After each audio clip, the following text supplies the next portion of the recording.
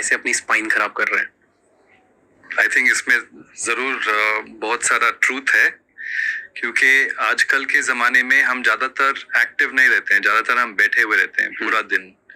सुबह उठ के ब्रेकफास्ट टेबल पे बैठते हैं, फिर गाड़ी में बैठ के काम पे जाते हैं, फिर ऑफिस में बैठ के कंप्यूटर पे काम करते हैं, फिर शाम को आके वापस गाड़ी में बैठ के आते हैं घंटों घंटों तक, क्योंकि ट्रैफिक इतना रहता है। फिर घर में आके बैठ के खाना खा के टीवी बैठ के देखते हैं, फिर बैठ के कंप्यूटर पे काम करते हैं, फिर सो जाते हैं। यस। तो इससे स्पाइन को बहुत डैमेज हो सकता है, क्योंकि हम स्पाइन को अगर हम रिहैबिलिटेट शुरू से नहीं करेंगे, प्रीहैबिलिटेशन जो बोलते हैं, रिहैबिलिटेशन इज आफ्टर कोई प्रॉब्लम होने के बाद। प्रॉब्लम होने के पहले अगर हम कुछ नहीं करेंगे तो as it is human spine बहुत डेलिकेट चीज है, क्योंकि हम पहले 4 लेगेड एनिमल्स थे, अभी हम 2 लेगेड एनिमल्स बन गए हैं। तो जो एवोल्यूशन हुआ है वो बहुत जल्द तरीके से हो गया है, और हमारे स्पाइन ने इतना इवॉल्व नहीं किया है हमारे बॉडी वेट को 2 लेग्स पर सपोर्ट करने के लिए। तो वैसे ही हमारा स्पाइन बहुत डेलिकेट सिचुएशन में है, वल्नरेबल है। ओके। अगर हम उसको देखभाल नहीं करेंगे स्पाइन का, तो जरूर डिजेनरेटिव स्पाइन डिजीज होने का डर। क्या होता है डिजेनरेटिव? डिजेनरेटिव मतलब वेयर एंड टेयर। ओके।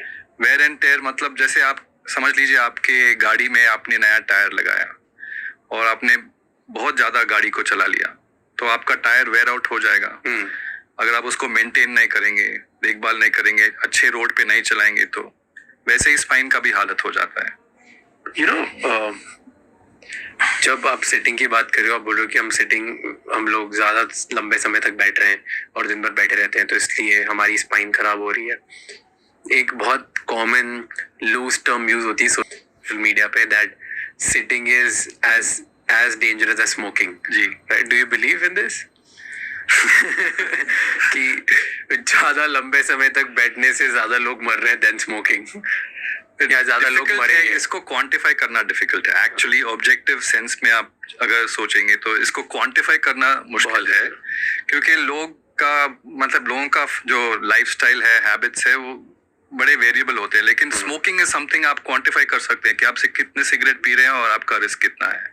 इसमें नहीं कर सकते कितने घंटे बैठे हैं। We can not. Plus it also depends, genetic factors पे डिपेंड करता है, बॉडी वेट, जो उनका एक्सरसाइज हैबिट है, इतने सारे चीजें पर डिपेंड करता है। तो it's difficult to quantify number of hours of sitting with risk to life और इंक्रीज रिस्क ऑफ। एक पॉडकास्ट देख रहा था डेनियल गॉलमैन का, जहाँ पे अराउंड द वर्ल्ड, एंड वो बोल रहे थे कि it's a myth that sitting is as bad as smoking.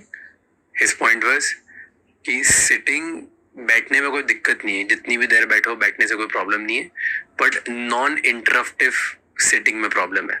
कि अगर तुम सिर्फ बैठे हुए हो और तुम उठ नहीं रहे हो हर 20 मिनट में, अगर उठ नहीं रहे हो, थोड़ा मूवमेंट नहीं है, तो प्रॉब्लम है।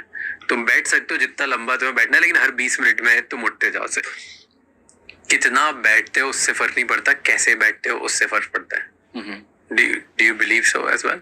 कैसे बैठते हो in the sense what is, मतलब इंटरप्टिव सिटिंग होती है। हाँ जी, तो definitely I agree with that. तो वो है। प्लस उसके बाद उसका एक और ये था कि a lot of people are sitting like this. That's also a problem. Those are called posture cues. So actually you can set an alarm on your phone or your watch कि हर 20 minute में एक alarm beep आएगा, तो that is a reminder कि आप अपना posture के ऊपर थोड़ा आप ध्यान दें कि आप कैसे बैठ रहे हैं। तो posture लोगों को पता भी नहीं चलता है ना कि खराब होते जा रहा है, कैसे होता है। मैं बताता हूँ, लोगों को पता भी नहीं चलता है ना कि खराब होते जा रहा है, कैसे होता है। मैं बताता हूँ, अभी रिसेंटली मैं चेन्नई गया था to get my posture tested in multiple मैंने बहुत सारे टेस्ट कराए थे बॉडी में जस्ट टू। तो वहाँ पे गया, उन्होंने मेरा कुछ AI टूल्स के थ्रू पॉस्चर स्क्रीनिंग करी, और उसने बताया कि दैट माई शोल्डर था कमिंग इन, बिकॉज मुझे लेबरल टियर हुआ था।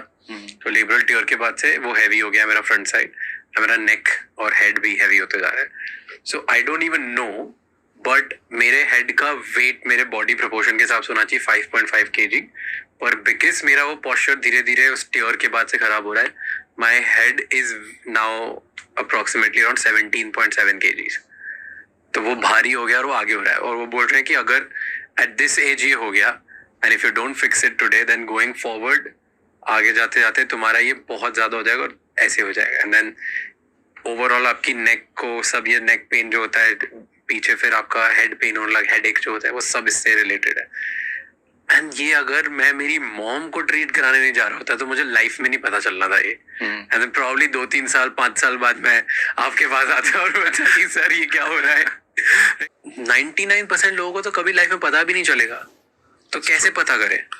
और क्योंकि हमको किसी ने बताया भी नहीं कि बैठते कैसे हैं या क्या हमारा पोस्चर अफेक्ट कर रहा है, तो पता कैसे चलेगा? जो ये नॉर्मल इंसान देख रहा है वो कैसे ध्यान रख सकता है कि उसका जो बॉडी वेट है वो सही रहे, 5 साल बाद उसे नहीं जाना पड़े किसी के पास?